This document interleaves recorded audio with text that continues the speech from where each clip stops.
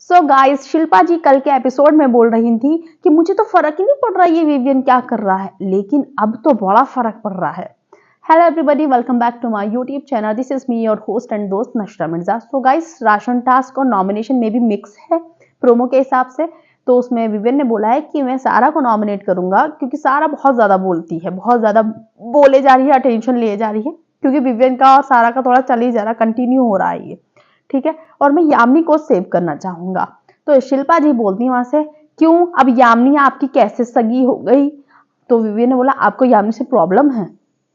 तो बोले, नहीं मुझे यामिनी से प्रॉब्लम नहीं है, मुझे तुमसे प्रॉब्लम है। कल तक तो इनको प्रॉब्लम नहीं थी, आज ही के एपिसोड में बोल रही थी ये कि मुझे तो फर्क ही नहीं पड़ रहा है, ये क्या कर रहा है। अब आपको फर्क पड़ रहा है, आप इतनी अपने स्टेटमेंट क्यों बदलती हो इतना? विवियन यही तो बोलता है कि एक स्टेटमेंट में रहा करो तुम सबके सब।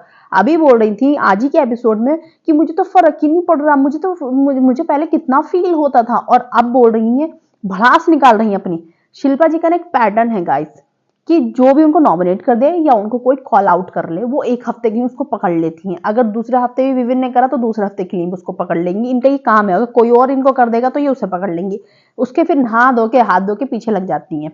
तो विविन ने बोला कि आपको यामिनी से, तो बोली नहीं मुझे आपसे प्रॉब्लम है, आपने 70 दिन की दोस्ती 20 दिन के रिश्ते के लिए तोड़ दी है।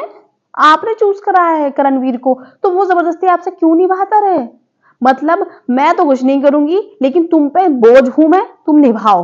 आप जबरदस्ती तो थोप रही हो अपना रिश्ता, जब नहीं है उसके दिल में अब निभाने का। जब आप तो उससे बहुत पहले पीछे हट चुकी हो उस रिश्ते से, तो वो जबरदस्ती आपकी तरफ क्यों आए? लाइफ का रूल है भाई, कोई तुमसे 2 कदम पीछे हट रहा है, आप उससे 5 कदम पीछे हट जाओ जबरदस्ती। कोई आप उसकी बहुत जन्मों कर्मों की रिश्तेदार नहीं हो कि नहीं निभाएगा निभाएगा।